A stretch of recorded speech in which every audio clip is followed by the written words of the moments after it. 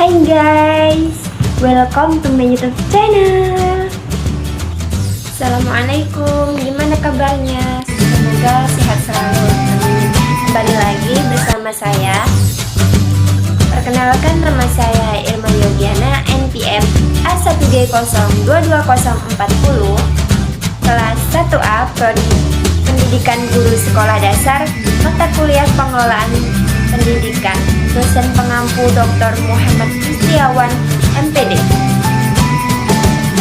Pada bab pertama, saya sudah membahas konsep dasar manajemen pendidikan. Pada bab kali ini, saya akan membahas tugas dan tanggung jawab manajemen pendidikan. Apa saja nih tugas dan tanggung jawab manajemen pendidikan?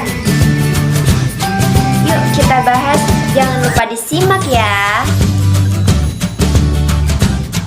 Seorang manajer dalam dunia pendidikan harus mampu melaksanakan proses manajemen yang merujuk pada fungsi-fungsi manajemen dan juga dituntut untuk memahami sekaligus menerapkan seluruh substansi kegiatan pendidikan. Siapa yang kira-kira mau jadi kepala sekolah? Jika ingin menjadi kepala sekolah, maka kita harus memahami hal apa saja yang penting untuk dipelajari sebelum kita menjadi kepala sekolah. Yang pertama yaitu konsep dasar kepala sekolah. Yang kedua, syarat menjadi kepala sekolah. Yang ketiga, ciri-ciri kepala sekolah efektif. Yang keempat, tugas dan tanggung jawab kepala sekolah. Yang kelima, fungsi kepala sekolah sebagai manajer. Dan keenam, peran kepala sekolah. Konsep dasar kepala sekolah.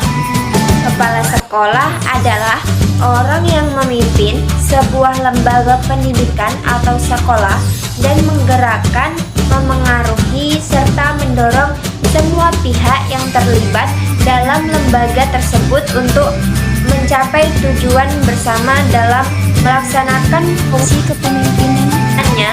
Kepala sekolah harus melakukan pengelolaan dan pembinaan sekolah melalui kegiatan administrasi, manajemen, dan kepemimpinannya yang sangat tergantung pada kemampuannya. Tapi menjadi kepala sekolah tentunya juga banyak sekali hal-hal yang memengaruhi. Simak penjelasan berikut ya. Hal-hal yang memengaruhi kepemimpinan kepala sekolah menurut Depdiknas 1999 antara lain sebagai berikut. 1. Kepribadian yang kuat, yakni pribadi yang percaya diri, berani, bersemangat, murah hati, dan memiliki kepekaan sosial. Yang kedua, memahami tujuan pendidikan dengan baik, karena dengan pemahaman yang baik, kepala sekolah dapat menjelaskan kepada guru, staf, murid-murid, dan pihak yang terkait tentang strategi pencapaian tujuan sekolah. Yang ketiga, memiliki pengetahuan yang luas tentang bidang tugasnya maupun bidang lain yang terkait, dan memiliki keterampilan yang profesional, yaitu keterampilan yang terkait dengan tugasnya sebagai kepala sekolah, yaitu keterampilan teknis atau menyusun jadwal pelajaran, memimpin rapat, melakukan supervisi, keterampilan hubungan kemanusiaan atau memotivasi, mendorong guru dan staf untuk berprestasi, keterampilan konseptual atau mengembangkan konsep pengembangan sekolah. Kira-kira apa saja syarat untuk menjadi kepala sekolah? Syarat-syarat menjadi kepala sekolah yaitu kualifikasi umum kepala sekolah atau madrasah. A. Memiliki kualifikasi akademik sarjana S1 atau diploma 4 kependidikan atau non-kependidikan pada perguruan tinggi yang terakreditasi. B. Pada waktu diangkat menjadi kepala sekolah berusia setinggi-tingginya 66 tahun. C. Memiliki pengalaman mengajar sekurang-kurangnya 5 tahun menurut jenjang sekolah masing-masing, kecuali di taman kanak-kanak atau Raudatul Atfal, memiliki pengalaman mengajar sekurang-kurangnya 3 tahun dan memiliki pangkat serendah-rendahnya 3 atau C bagi pegawai negeri sipil PNS, dan bagi non-PNS disetarakan dengan kepangkatan yang dikeluarkan oleh yayasan atau lembaga yang jika ingin menjadi kepala sekolah, maka harus menjadi kepala sekolah yang efektif. Kepala sekolah yang efektif adalah kepemimpinan 3 dimensi: tugas, perilaku, keefektifan secara situasional dengan gaya instruktif, konsultatif, partisipatif, dan delegatif sesuai dengan tingkat kematangan dari stafnya atau guru-guru. Ciri-ciri kepala sekolah efektif menurut Husnuridloh 2010 adalah sebagai berikut. Yang pertama, memiliki visi yang kuat tentang masa depan sekolahnya, dan ia mendorong semua staf untuk mewujudkan visi tersebut. 2. Memiliki harapan tinggi terhadap prestasi siswa dan kinerja staf. 3. Tekun menghormati para guru di kelas dan memberikan umpan balik yang positif dan konstruktif dalam rangka memecahkan masalah. Yang keempat, mendorong pemanfaatan waktu secara efisien dan merancang langkah-langkah untuk meminimalisir kekacauan. 5. Mampu memanfaatkan sumber-sumber material dan personil secara kreatif.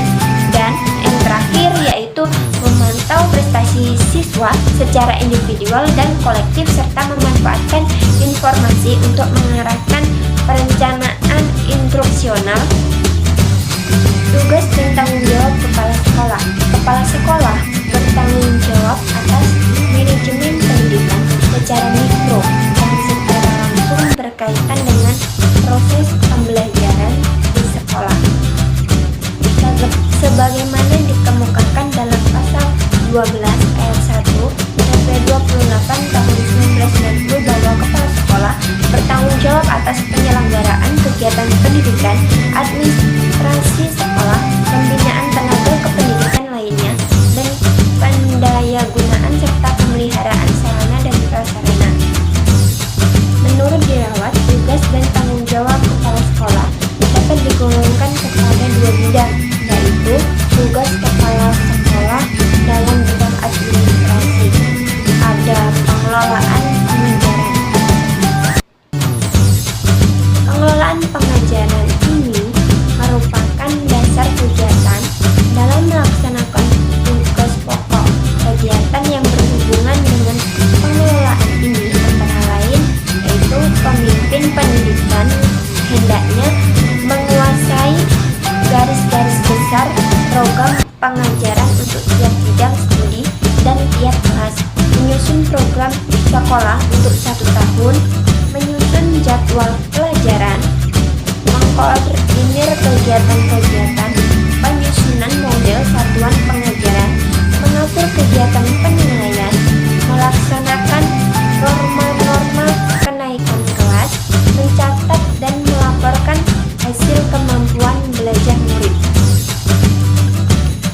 B. Pengelolaan kepegawaian.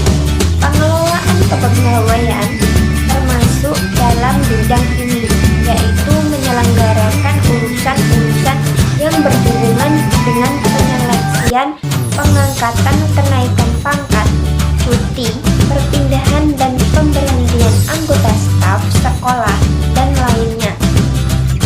C. Pengelolaan kemuritan. Pengelolaan kemuritan dalam bidang ini kegiatan yang nampak adalah perencanaan dan penyelenggaraan murid baru, pembagian murid atas tingkat-tingkat, kelas-kelas atau kelompok-kelompok atau grouping, perpindahan dan keluar masuknya murid-murid atau mutasi, penyelenggaraan pelayanan khusus atau special service bagi murid, mengatur penyelenggaraan dan aktivitas pengajaran. D. Pengelolaan halaman dan gedung pengelolaan. Pengelolaan gedung dan halaman pengelolaan ini usaha perencanaan dan pengadaan, inventarisasi, pengaturan pemakaian, pemeliharaan, rehabilitasi, perlengkapan dan alat-alat material sekolah. Pengelolaan keuangan dalam bidang ini menyangkut masalah-masalah urusan gaji guru-guru dan staf sekolah, urusan penyelenggaraan otorisasi sekolah, urusan uang sekolah dan uang alat-alat murid-murid. F. Pengelolaan hubungan. Pengelolaan hubungan sekolah dan masyarakat untuk memperoleh simpati dan bantuan dari masyarakat termasuk orang tua murid-murid dan untuk dapat menciptakan kerjasama antara sekolah, rumah, dan lembaga-lembaga sosial. Tugas kepala sekolah dalam bidang supervisi. Supervisi pada dasarnya pelayanan yang disediakan oleh kepala sekolah untuk membantu para guru dan karyawan agar menjadi semakin cakap atau terampil dalam melaksanakan tugasnya sesuai dengan tuntutan perkembangan zaman. Kira-kira apa nih fungsi kepala sekolah sebagai manajer? Tahun 1978 mengemukakan 8 fungsi kepala sekolah sebagai seorang manajer, yaitu yang pertama, bekerja dan dengan melalui orang lain. Yang kedua, dengan waktu dan sumber yang terbatas, mampu menghadapi berbagai persoalan. Yang ketiga, bertanggung jawab dan mampu mempertanggungjawabkan. 4. Berpikir secara realistik dan konseptual. 5. Sebagai juru penengah. 6. Adalah seorang politis. 7. Adalah seorang diplomat. Dan yang terakhir yaitu mengambil keputusan yang sulit. Kepala sekolah menjadi manajer tentunya juga memiliki fungsi. Fungsi kepala sekolah menjadi manajer menurut Azharus 1994 menjelaskan 3 fungsi kepala sekolah, yaitu sebagai berikut. Yang pertama, administrator pendidikan. Sebagai administrator berarti untuk meningkatkan mutu sekolah, seorang kepala sekolah dapat memperbaiki dan mengembangkan fasilitas sekolah, misalnya gedung, perlengkapan, atau peralatan dan lain-lain yang tercakup dalam bidang administrasi pendidikan. 2. Supervisor pendidikan.